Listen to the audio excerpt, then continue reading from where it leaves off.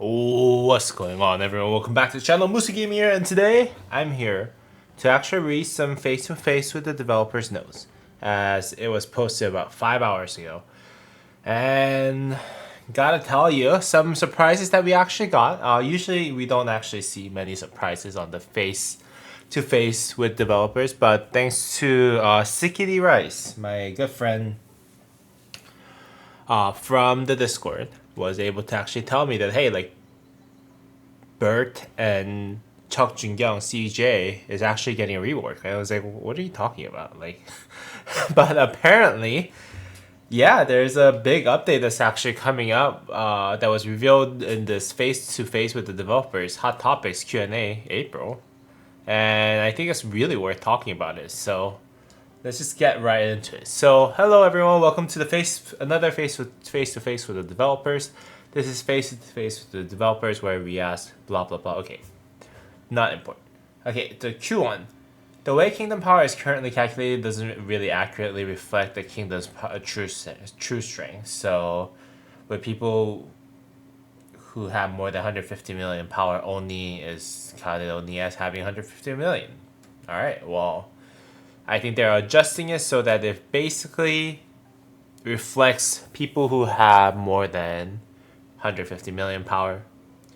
I understand why they were doing the 150 million power before, because I think back when this rule was established, I think what they were assuming was like, hey, like if you have more than 150 million power, you're most likely going to just have enough T5s on the field for 7 marches, and then even if they all go to hospital, they'll be able to kind of refresh them even while they're healing in the hospital. So I think that was probably the gist that they were going for.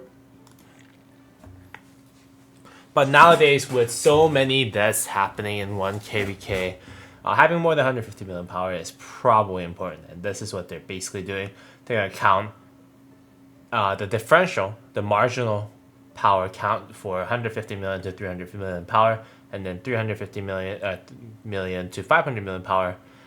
And beyond that, it will basically be not counted. So I think this is a fair adjustment. So yeah, nothing too crazy. Let's just go ahead and move on. In KvK, kingdoms from the same camp sometimes have conflicting ideas about fighting. If one kingdom decides not to fight, the entire camp, yeah, this is a big problem. Okay, we'll be experimenting with adding the kingdom team up feature to more KvK stories. Qualified kingdoms will be able to team up before signing up for KvK Theater. Okay, that's interesting. So I guess you can team up with one another.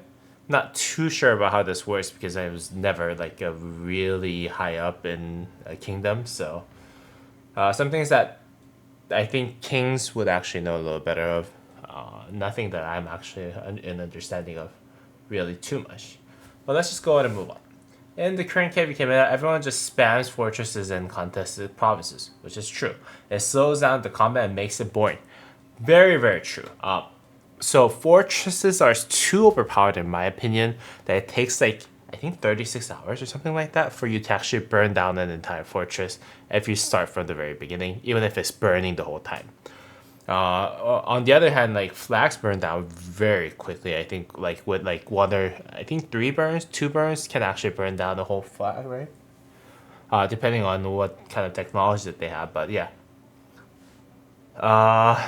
And they're basically changing the territory requirements for building alliance forces. Okay, you cannot build alliance fortresses cannot be built within the territory of another alliance fortress. Okay, good.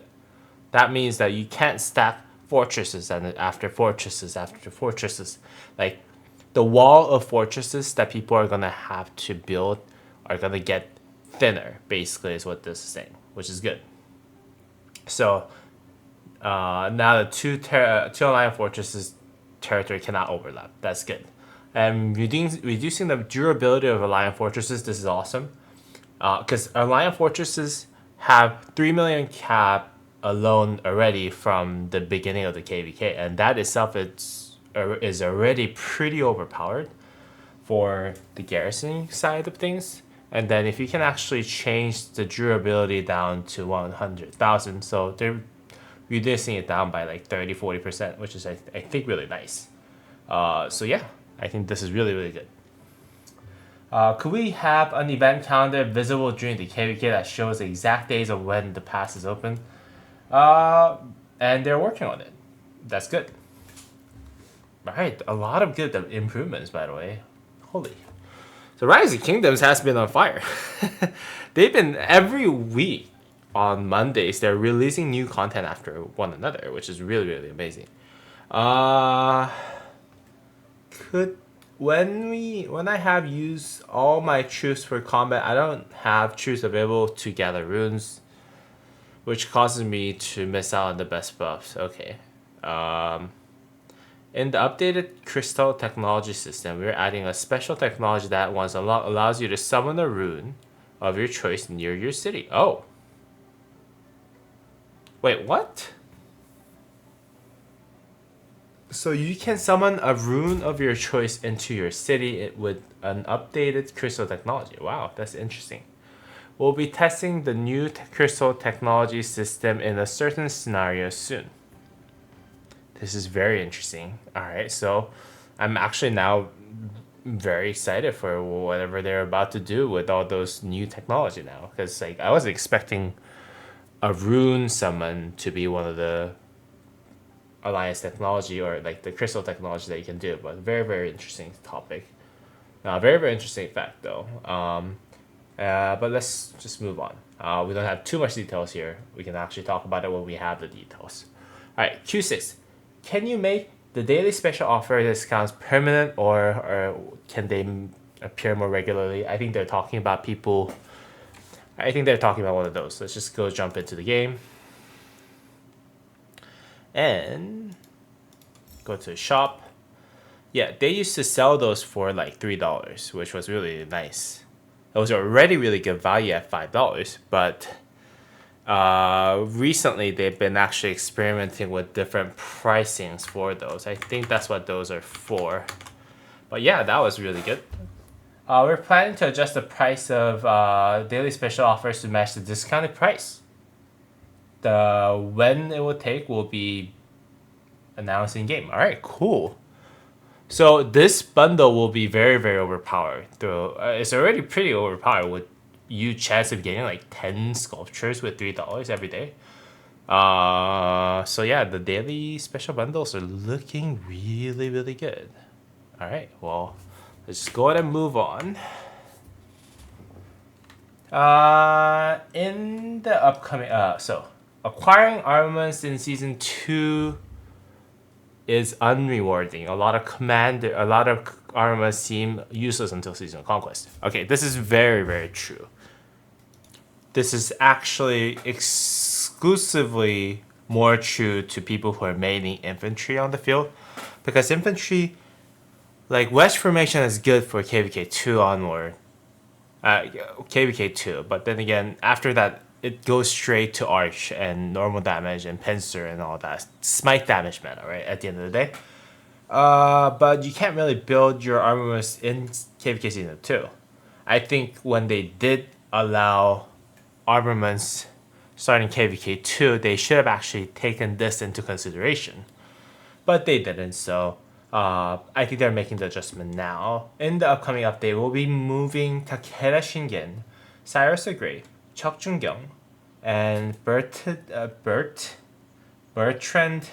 du Guesclin. I'm pretty sure I'm not saying the Bertrand's name right? But like into season 2, Chok Jun-gyung and Bertrand will also receive some adjustments to better suit the battlefield environment of season 2. A couple things about this. For one, this is great, but two, why are they changing only 2 commanders? So hear me out. So like, why are they changing just CJ, Chok Jun-gyung, and Bertrand? Because you cannot have a full pair in KvK Season 2 if they are doing this, right? So like, why not just make 2 of each type? So 2 infantry commanders that are useless in KvK, Season 2. Like, for example, I don't know. Let's just take a look at it. What is a very outdated commander in terms of infantry here? Well, yeah, like, why not move Xiang Yu into KvK 2 and, like, hey, like, he's now a combo commander. Why not move, I don't know, Honda Tadakatsu into KvK 2 and, like, yeah, like, he's gonna do normal damage buff or whatever. Smite damage, combo damage, whatever it is. Like, all those unused commander, you can basically use them, or, like, even, like, epic commanders, so that you can actually have them build on stuff, right? Like, Chandra Gupta can also move to KvK 2 and be, like, a combo that commander. Herald is a great option for you to actually make him into a Smite commander. But yeah, like, why only change 2 of them? Now they don't have a full pair. But anyways, but this is better than nothing, right? So that they can actually start working on those pincers, arches, and deltas. Probably not delta, but yeah, well, deltas during KvK 2, right? So they're adjusting Chuck Jin-gyung, CJ, and then Bert in short, to basically Smite damage commander and combo damage commander. But let's just take a look at them real quick. Okay, so Chuck Jin-gyung. His commander talents will be changed from infantry versatility attack to infantry versatility Smite. Nice. His commander skill will be adjusted to following. Courageous, which is the first skill, which deals Smite damage up to 3 enemies in a fan. So 1500 damage factor. And if you have less than 30% of the units remaining, it is silenced for 1 second. So let's actually compare that to what he has right now. So he has 1700 damage factor with 300 damage factor for people who are under 30%. Silence is nice, but under 30% is, like, kind of useless. If you're already under 30%, like, what's the meaning of you really silencing them, in my opinion? Because, yeah, you can't really do much with 30% of your unit capacity remaining only. So that's just my opinion. But 1500 damage factor of Smite damage is better than 1700 damage factor of all of skill damage, which is 100% in my opinion. So I think this is a pretty good win. Let's just go ahead and move on. And 별무반. If this commander troop only has infantry, march speed 15%, march speed 15%, 40% attack, which is nice. Is that different from what he has? Oh, okay. So they replaced the damage to cavalry with movement speed. Not bad. All right, third skill, Stalwart. Stalwart. I don't know how to say this. How do you say this? Stalwart? Is that a Korean name? I don't think so. If this commander's troop is on the map, whenever it takes skill damage, smite damage, or combo damage, it has 50% chance to reduce the damage by 50%. Cooldown of 10 seconds. How is it different from what it has right now? Oh, it's expertise skill. So let's actually go ahead and move on to expertise skill. Oh, it's actually different now. Oh, okay, so this one. Vow to Death. Enhances Stalwart. So, if this commander's troop is on the map, whenever it takes skill damage, smite damage, combo damage, it has 50% chance to reduce the damage by 50% and do smite damage up to 3 enemy troops in a fan. Okay, so this commander has 2000 damage factor of smite, which is actually not bad. But his AoE, it does get reduced by each additional target. Cooldown 10 seconds. To be really honest, I think this is pretty good. So CJ, I think in KvK Season 2 is very usable Smite Commander in my opinion. Just because of the fact that it does 1500 damage factor, which is not great, which is not the greatest Smite damage that you can deal, to be really honest with you, but that 500 damage factor addition that you can actually deal in expertise for those people who are whaling in KvK Season 2, I think this is worth considering as an option. Alright, so... And before it was just skill damage reduction. Oh, and it was having that skill damage AoE. Okay, but it's changing to something that was a little bit more straightforward. Alright, Sacrifice. Rename to Born to Die. If the commander's troop only has infantry, it deals 15% normal damage. Okay. Nice. And whenever it launches a basic attack against the field troop, it has 100% chance to cleanse 1 debuff from itself. Wait, hold on. Am I reading that right? Whenever it launches a basic attack against a field troop, it has 100% chance to cleanse 1 debuff with cooldown of 3 seconds. And if it has multiple stacks, it cleanses only 1 stack. Every 3 seconds you get a cleanse. Oh my god, this is really, really good. But just the main point is actually you being able to do 15% more normal damage. My overall assessment of Chuk Jin-young though, like, damn, this could be... Is this better than Alexander the Great? He could be. I mean... So if you're actually a Smite commander, if you want to run 2 Smite marches, I think CJ might have a place there, even for Season of Conquest. Because it's a 2,000 damage factor total that he can do in his stead, which is good for KvK 2, but not so good for KvK Season of Conquest and onward. But then again, if it does give you that 15% normal damage buff, and all the other commanders also get like 10%, 20%. So I don't know. This is a very interesting rework. Very good rework, by the way. But let's just move on to Bertrand du Guesclin. His commander's talents will be changed from Cavalry Conquering Defense to Cavalry Versatility Combo. His commander's skill will be adjusted as follows. Okay. The first skill, Battle Hungry, launches 2 combo attacks against 3 enemy troops in a rectangle. I'm assuming it's the same as William the First, the not the William Wallace, but the Williams, the AoE, rectangle AoE. Damage factor of 600. Wow, that's... So it launches 2, so that means he's gonna do 1200 damage factor AoE. The targets lose 30 rage. So this is 60 rage reduction with 1200 damage factor AoE. Really? 1200 damage factor AoE?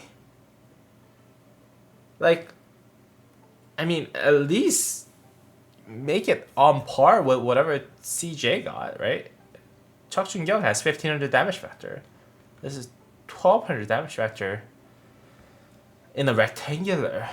Because I think fan is a little better than rectangular in my opinion. So, I don't know. This is kind of a mid. No changes to Senior Sympathy. Okay, let's just take a look at what he has. Where's Bertrand? Okay. I don't even have him built. So he gets 10% attack, 10% health, 10% march speed, and then 5% damage reduction. Okay, this skill doesn't need a rework for a KvK 2 commander. Okay, so third skill, Fabian Strategy. While outside of Alliance territory, this commander troops deals 10% normal damage. Okay, nice. Whenever the troop launches a basic attack, it has a 25% chance to launch a combo attack. Okay, I like that. So that is 1600 damage factor for combo attack. Cooldown of 10 seconds. So this commander does 1600 damage factor in a full cycle, expected in average. But because it's a combo attack, it has more trigger chance. Okay. Interesting. Okay, let's just move on. I think the cooldown, if that was like 5 seconds, I think this would have been perfect. Like this commander actually will be as strong as Chuck Jung-Kyung in my opinion, because, but then again, right now the total damage factor is only, what, 1600 damage factor, which is kind of bad. But let's just move on. The fourth skill, the Eagle of Brittany, renamed to Blade of Borseliande. I'm like 100% sure that I said that wrong, but let's just move on. If this commander troop is attacking a field troop, whenever it does combo attack damage, it has 40% chance to increase the rage requirement of the target's active skill for 5 seconds. Okay, this is good. So whenever you deal... Okay, so... And this doesn't have a cooldown. 200 skill... Rage requirement increased by 200 for 5 seconds. If the target is already affected by rage requirement increase, the skill instead drains 20 rage from them. And then I think Royal Constable is an expertise. This troop takes 5% less damage, 10% more combo attack damage to troops with under 60% of the units remaining. Is this? Oh. So he basically does AoE combo attack damage that will basically make you lose 30 rage and possibly 60 rage. Well, actually, it is going to make them lose 60 rage. And it has 40% chance to increase the rage requirements of the target's active skill by 200 for 5 seconds. And if they have that target skill, if they have that skill effect already on them, you're gonna drain rage from them. Very interesting. So despite this commander having almost no skill damage or the combo damage factor, which is 1600 damage factor is actually nothing, but it has a lot of mechanics of you making that targets basically lose rage and you gain rage off of them, and you take less damage and you deal more combo damage. Okay, I think Bert, like this rage increase in AoE actually changes a lot. Okay, so this is almost like an AoE silence, right? I mean, is this? I think Bert is also useful now. Like I'm gonna cancel what I said like 5 minutes ago, like 3 minutes ago. Bert might be useful. Okay. Alright, well, the rage requirement, I was not expecting this at all. So this could be an AoE combo silence, almost. 2-second silence. And then you generate rage, which is kind of crazy. I would love to see more... I would love to see more test results before I actually invest in Bert, because Bert is a very outdated commander. You don't want to invest in Bert unless like you're absolutely sure he's going to provide value to you, but like that rage reduction is going to be really, really good.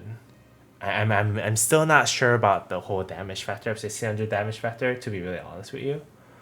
I've tried using like, you know, Subutai into the field with Arthur and stuff, but like the Subutai, the guy has 3000 damage factor, and this guy has 1600 damage factor, which is basically half. But is the AoE rage reduction worth it though? I mean, to be really frank with you, he does have a lot more normal damage buff on the field compared to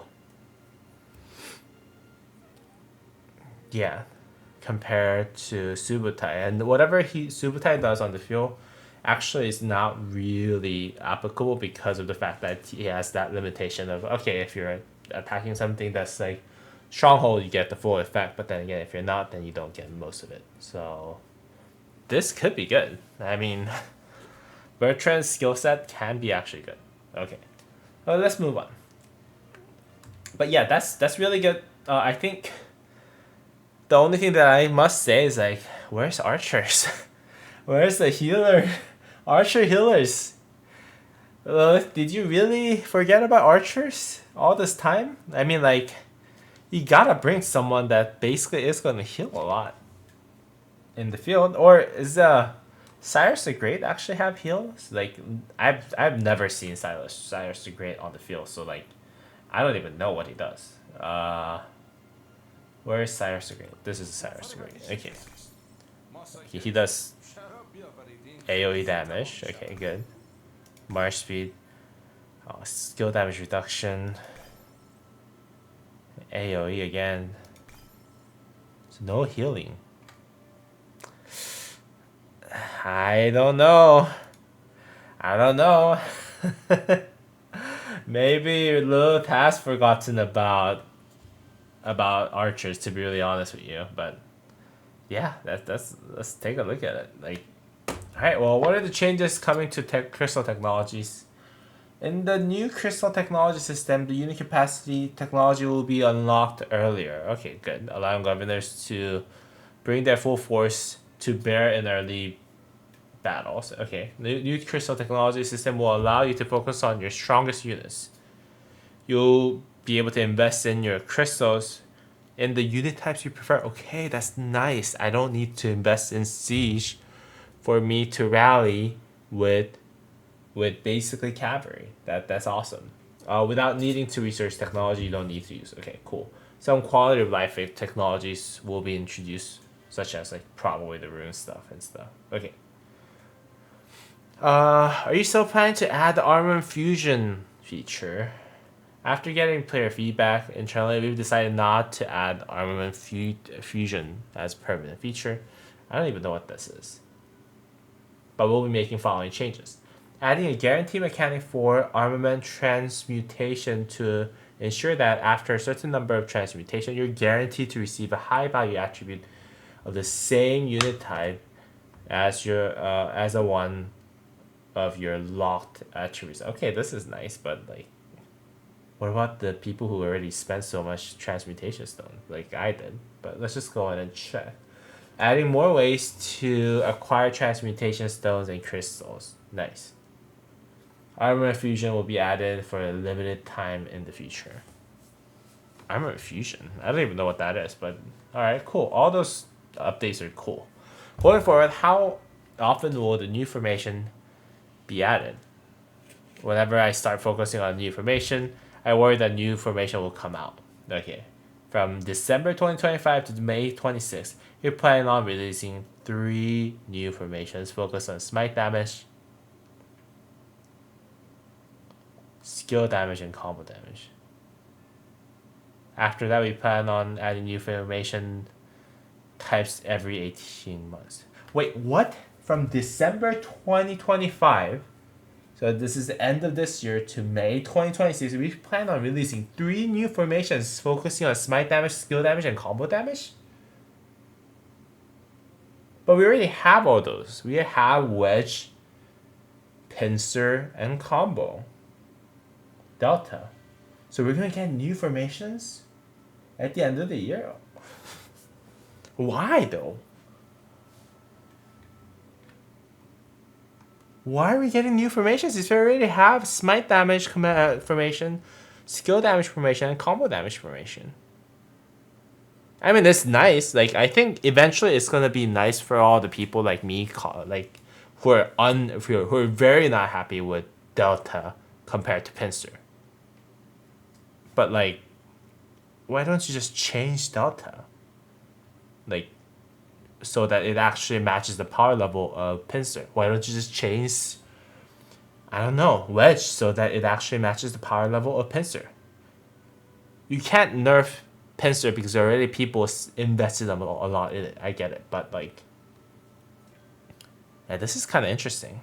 Okay, well, we really need to see how they actually roll out nowadays because I think Lilith does listen to us a lot, like a lot of players' feedbacks. So like I don't know about this, but like, yeah, this is really interesting. All right, well, that's basically everything that there is on the face-to-face with the developers. Hot topics, very interesting, especially the Bert and CJ rework. And I'm gonna actually wait and see until like what other people test out with Bert because I haven't even built him at all. So, but if he turns out to be really good with all those rage reduction, which could be good, but his damage factor being 1600 damage factor is kind of really bad. So I'll have to see how he turns out. Like once this update actually rolls out, let's just wait patiently. I think that's basically my recommendation for everyone. I hope you guys have a great rest of your day, and as always, I'll see you on the next video. Thank you.